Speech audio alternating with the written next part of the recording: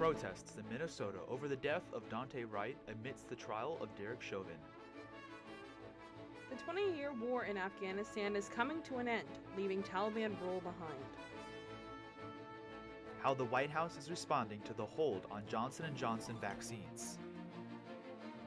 Broadcasting live from the University of North Texas, this is ntTV News at Noon.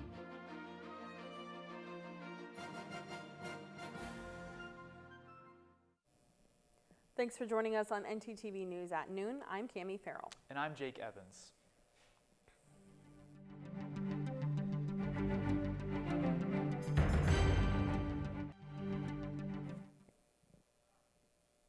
The police officer involved in the killing of Daunte Wright has been charged with second-degree manslaughter.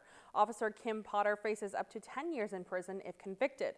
The news comes after crowds flooded the street of Brooklyn Center, Minnesota last night. At the same time, just 10 miles away, the defense team for former Minneapolis police officer Derek Chauvin had just begun presenting their case. The protest over the death of Wright initially started as peaceful, but by nightfall, the tone took a turn when protesters began to throw water bottles and other items at officers, who then responded using flash bombs and pepper spray. Earlier Tuesday, the officer who shot Wright and the police chief turned in their resignations. Protests in response to the shooting were also held in Dallas, right outside of Dallas Police headquarters. As citizens of Minneapolis gathered to protest the death of Daunte Wright, the Derek Chauvin trial continues during its third week. CNN's Camila Bernal has an update. One after another, veteran members of law enforcement taking a stand in the murder trial of Derek Chauvin, testifying on police training and procedure. Is this a use of force? Yes, sir. The prosecution attempting to cut the heart of the defense's argument that then Minneapolis police officer Chauvin was following his training when he knelt on George Floyd's neck for over 9 minutes. We don't train leg neck restraints with the officers in service. And as far as my knowledge, we never have. On Tuesday, the use of force instructor testifying officers are trained to only use force that is proportional to the threat. We want to use the lowest level of force possible. Witnesses also said officers are required to de-escalate situations.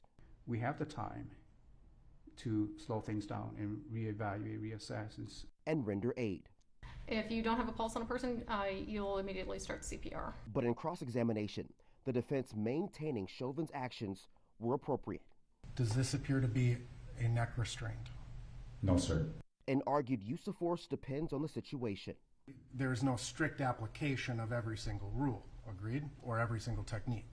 That is correct. An attorney for George Floyd's family says the testimony from members of law enforcement could make a big impact on the case. That really told us and shows us that Chauvin was very wrong, and what he did was a serious offense.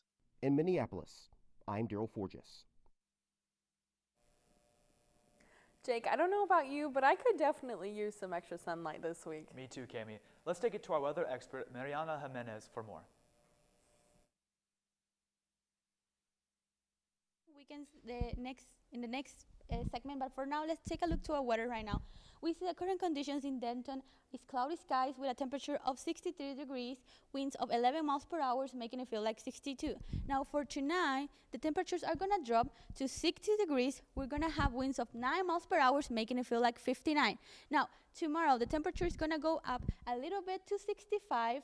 The lowest is gonna be 54 and winds of 13 miles per hour. It's gonna be rainy, so we're expecting to have a 54% chance of rain. And that's all I have for a first look at weather. Back to you guys at the desk. Thanks, Mariana. Two women are coming forward describing late-night parties they attended with Congressman Matt Gaetz. The event included drug use, sex, and digital payments. The two anonymous sources say they were asked to put away their cell phones as they entered the party, with some of the party attendees being local officials. They say people at the parties mingled and shared drugs like cocaine and ecstasy, and sometimes engaged in sex. These new details come as Gaetz is under investigation by federal authorities for allegations of sex trafficking, prostitution, and a relationship with a 17-year-old. Gaetz has denied all allegations.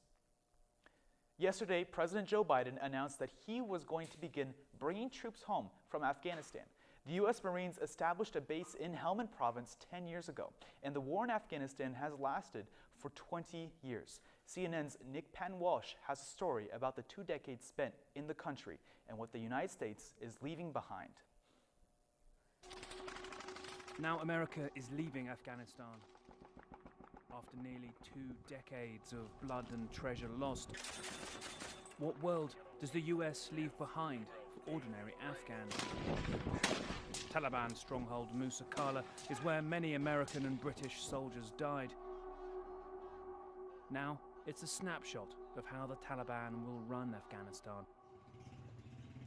We asked 6 men living there, 2 on camera, anonymously, in safety, what it's like.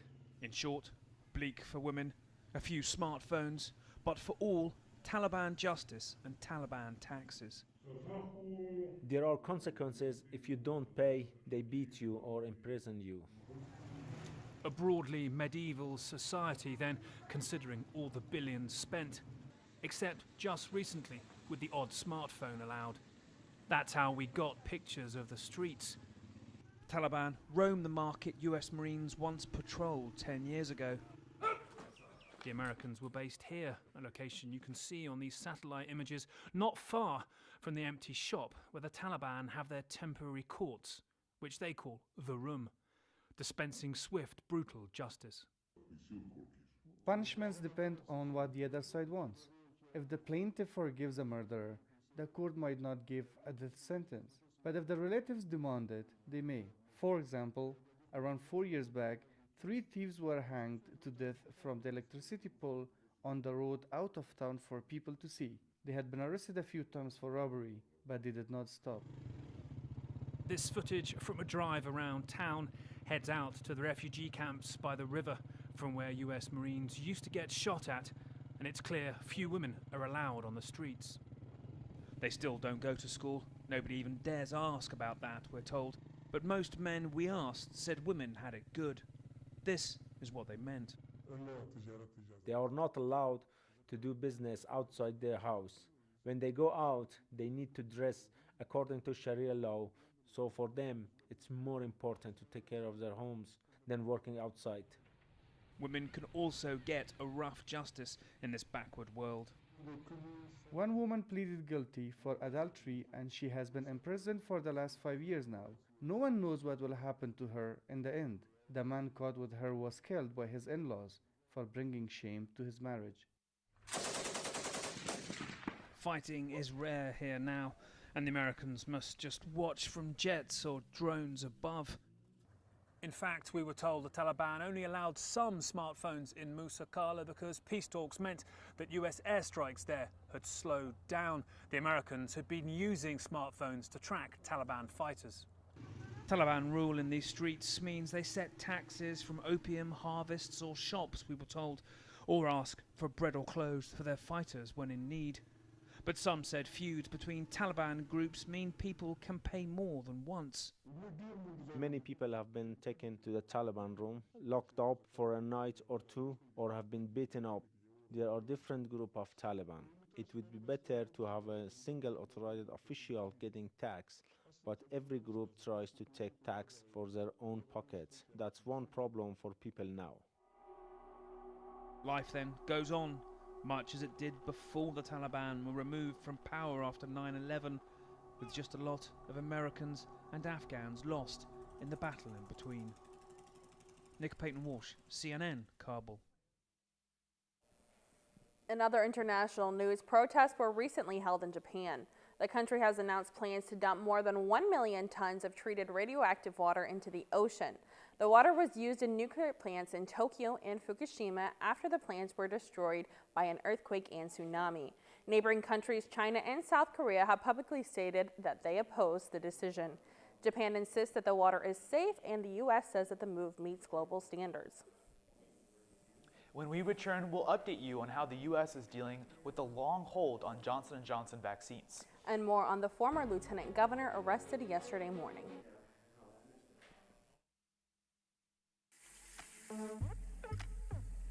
Hey, listen to my flow to save some H2O.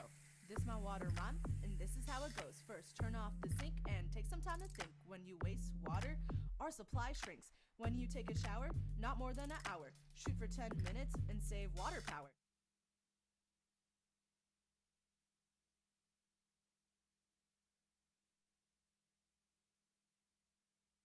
goes, because if you don't, Earth will go. Oh no!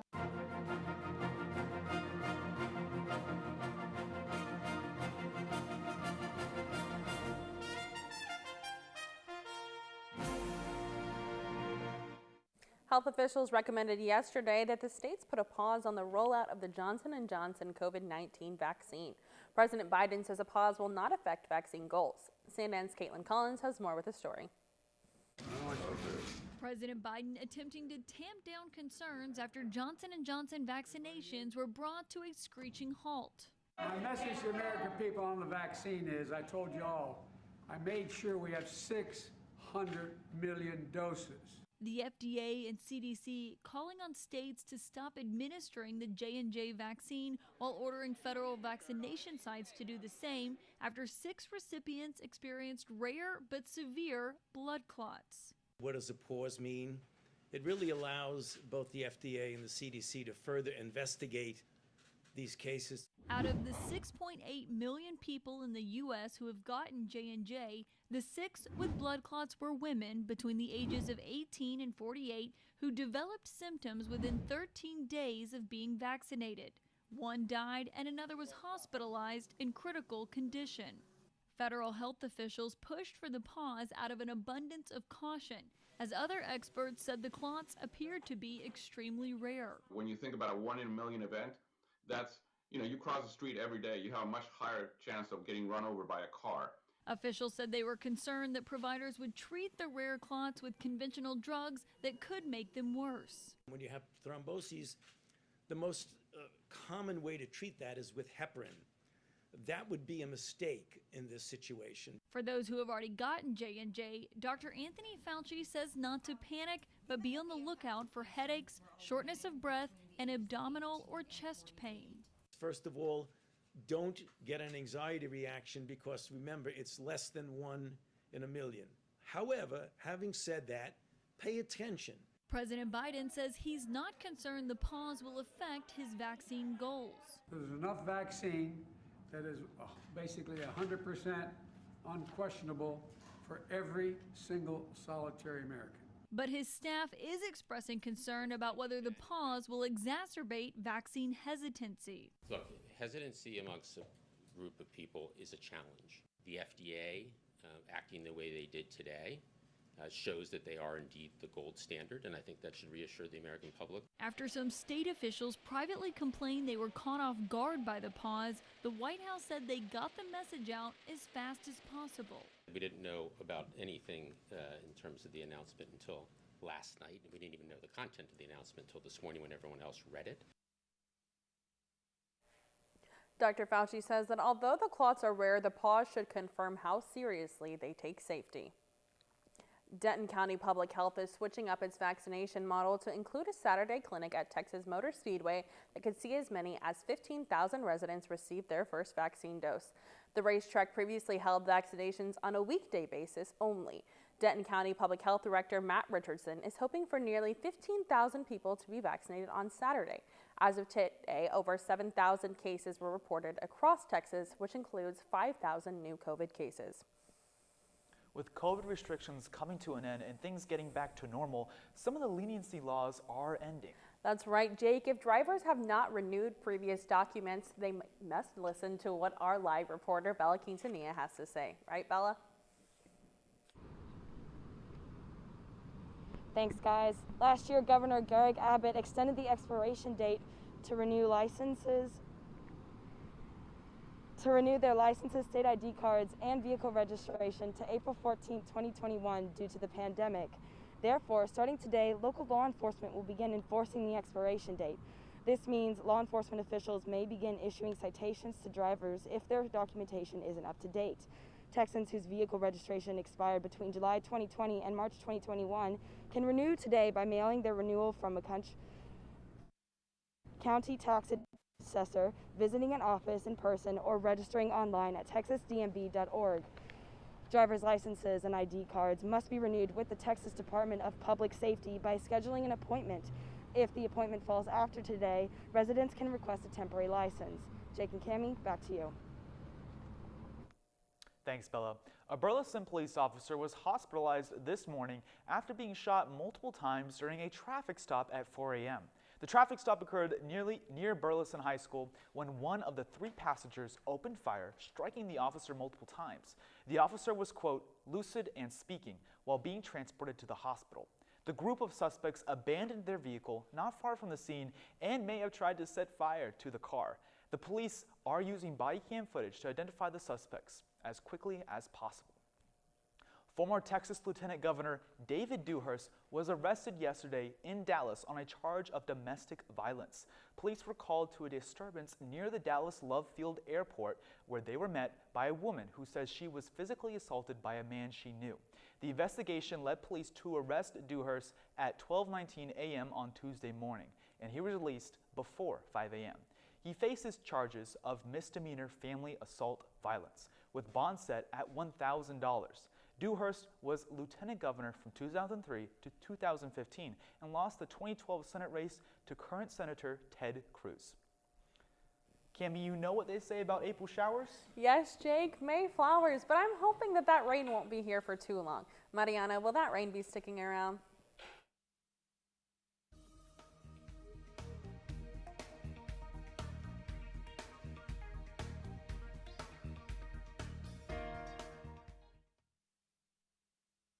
To have some rain these upcoming days, but first let's take a look at the conditions across North Texas. So we see Denton is sitting at 63, Decatur is sitting at 62, Fort Worth has a high temperature of 65, same as McKinney. The highest temperature is found in Dallas with 67, and the lowest is found in Bowie and Sulphur Spring with 60. Now we're gonna take a look to the conditions across the state, and we can see quite different temperatures. We see Abilene sitting at 55, Amarillo with the lowest of 48, Oklahoma City sitting at 54, Austin at 74, and the highest temperature is found in Houston with 77. Now we're gonna take a look to our 7-day forecast. And as we can see today, tomorrow, and on Friday, we're expecting to have some rain, but for the weekend, Saturday and Sunday, the skies are gonna clear up and we're gonna have cloudy skies and temperature of 62 for Saturday, and on Sunday at high temperature of 64. Now, starting our work week, the temperatures are gonna go up to the 70s. Mondays, we're gonna have a temperature of 71, the highest and lowest of 44. And for Tuesday, we're gonna have a high temperature of 77 and low of 43. And that's all I have for weather today. Back to you guys at the desk. Thanks, Mariana. The man behind one of the most infamous Ponzi schemes in history has died at the age of 82. Bernie Madoff died in prison while serving a 150-year sentence. Madoff was responsible for running a $65 billion scheme from 1960 to 2008. Madoff stole money from prominent celebrities like Kevin Bacon, Larry King, and the owners of the Mets. Almost a quarter of the money was never returned to investors. After the break, I'll tell you all about a mother and daughter graduating together. Plus, the music scene here in Denton has been non-existent, and we will show you how that has affected local musicians and business owners when we return. It's that time of year where everyone plays a dangerous game with the flu.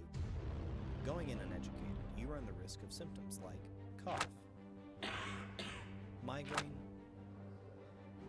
and fatigue. Don't be like this guy.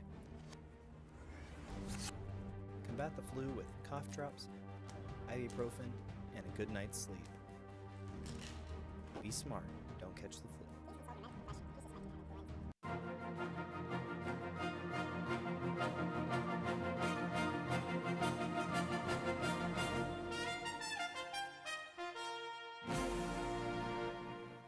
In the coming weeks, graduates at UNT may not be walking the stage, but they will be celebrating. Most graduates will attend the ceremony alongside their friends, but one woman is attending with her daughter. I sat down to talk to the pair all about their time at UNT. Hart starts her days by baking biscuits, scrambling eggs, and chatting with her daughter Emma.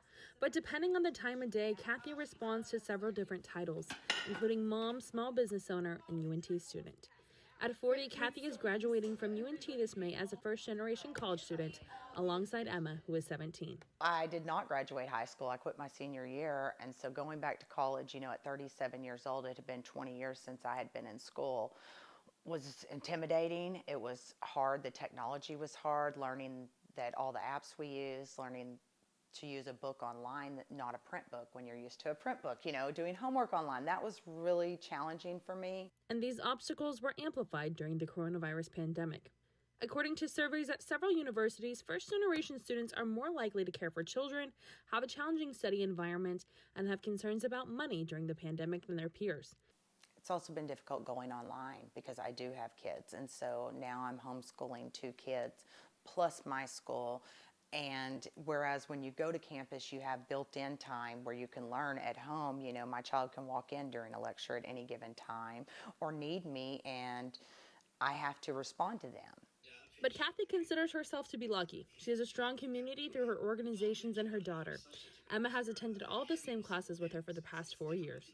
It's like having a best friend in all of your classes. We get to study together and we get to help each other. We complement each other really well, I think. A typical day of schoolwork usually consists of watching lectures in Emma's room on their laptops and, of course, with their lapdog. And this routine has just less than a month left.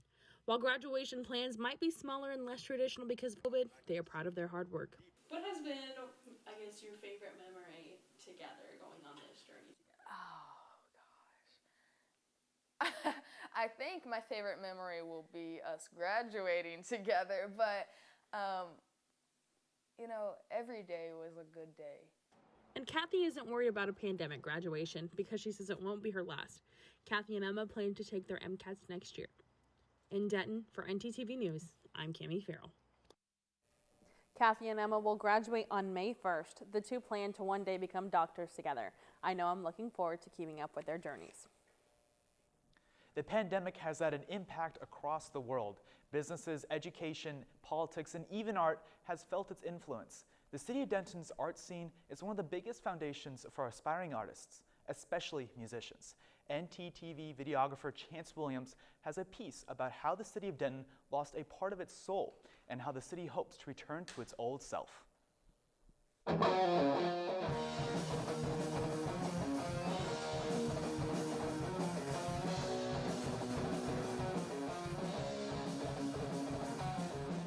So yeah, I partied really hard in the beginning because I was like, this is fun. It's like a small little vacation. And then like 3 months in, I was like, I don't like this anymore. I want to get back to my life. From March 16th through October 1st, we were only open 18 days during June because we were given the allowance to open in the beginning of June. We were open for 18 days and then the governor shut us down again June 16th. The live music scene in town was already kind of slowing down, like with Abbey Underground closing, and you know, we were already losing venues before bars and restaurants started closing. Like I missed playing so much, so I had this like underlying depression on top of everything else, and we tried our best to like, everybody that was a musician, especially a live musician, started doing like other content just to keep ourselves busy. You could have just gone to the square and you'll probably bump into like a few of the people that you know from the scene you've played shows with, you've had dinner with, drinks with, you've had experiences with, and that is absolutely gone. You know, you're lucky you run into somebody, driving by you in a parking lot. And then in October, we had a couple of shows and we stopped doing it because we were following all the CDC protocols, which includes table service and everybody remaining seated and not moving around. And what we learned was it was very difficult to communicate with the customer during live shows.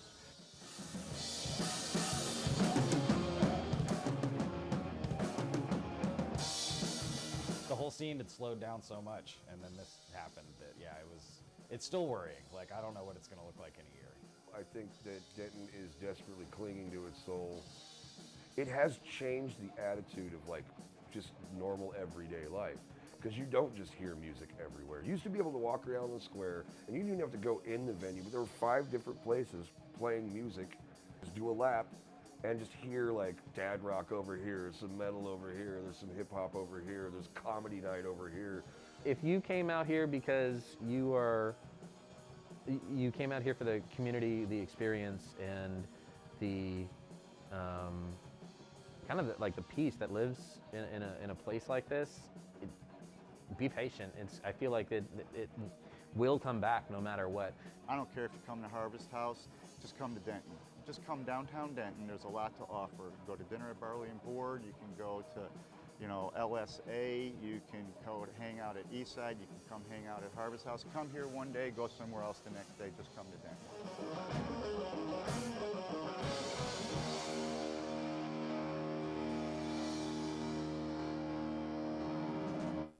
Cami, it's not looking like a great day for sports today with all the weather coming out later tonight. That's right, Jake, but I'm still excited to watch the Rangers play. Let's take it to our sports reporter, Sebastian Nava, to find out who else is playing. Good day for sports here in North Texas. We'll catch you up on all the latest from the Mavericks, Rangers, and UNT softball. Don't go anywhere.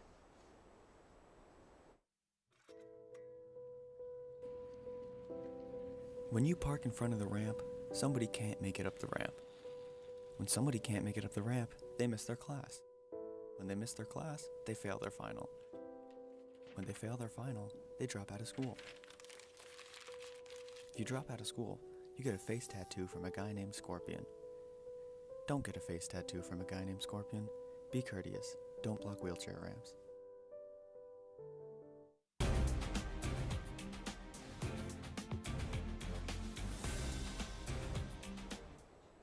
The Mean Green softball team is coming off a 5-game win streak, including a sweep of Arkansas Pine Bluff. But while North Texas has been on a hot streak, all the attention has gone to senior pitcher Hope Troutwine.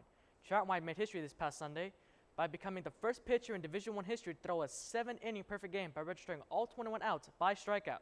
Despite making history, Troutwine seemed rather calm after recording the final out. When asked about it in an interview with the Washington Post, she said, quote, "I actually didn't really realize what was happening, what kind of game this would become. At the end of the game, I was just like, phew, okay, another win, on to another game, because we had a doubleheader."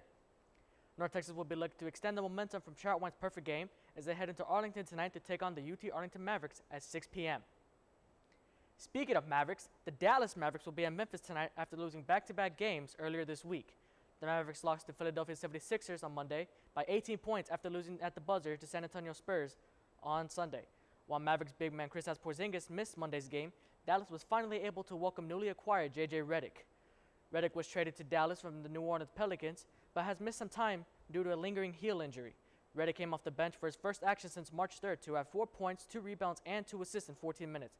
The Mavericks are looking to end their recent skid tonight in Memphis versus the Grizzlies at 8:30 p.m. The Texas Rangers finally woke up the bats last night versus the Tampa Bay Rays to break their 4-game losing streak. After going down 2-1 in the first inning, the Rangers hung 4 runs on Rays pitcher Ryan Yarbrough in the 4th inning to go up 5-2. Rangers infielders Nick Solak and Charlie Culberson each put up 3 RBIs to boost the offense to the win last night. Kyle Gibson continued a positive trend from the Rangers pitching, throwing for 7 innings and only giving up 1 earned run on 4 hits to earn the win. With a tied series now, the Rangers will send Kohei Arihara to the mound to win Game 3 of the 4-game series tonight at 6:10 p.m. in Tampa. That's all I have for sports. Back to you guys at the desk. Thanks, Sebastian, and thanks for watching ntTV News at noon. Join us again tonight at 6 here on North Texas Television.